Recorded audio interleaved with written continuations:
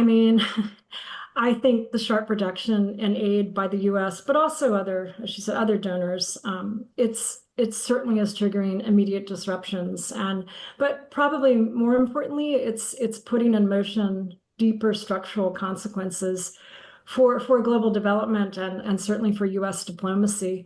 If you live in Washington, D.C., you feel the disruption as many former colleagues, neighbors, friends have been displaced from their development roles.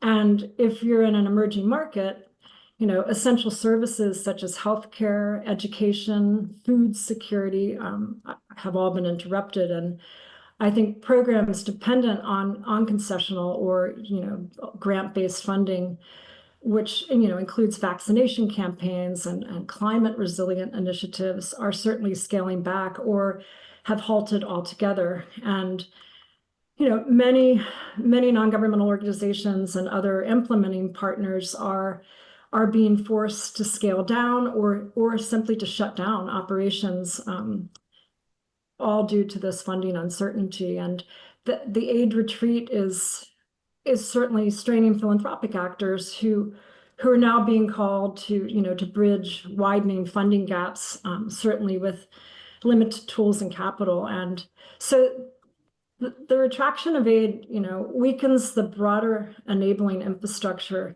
that supports impact investments. So public capital has been so effective in helping to de-risk early stage or high impact ventures, and with overseas development assistance now retreating, it's local financial ecosystems that are left under-resourced and stalling the growth. I'm concerned of impact-driven entrepreneurship and private sector development. So I think in the long term, these cuts really threaten to erode the enabling environment that has been, supporting private investment, especially in more underserved markets.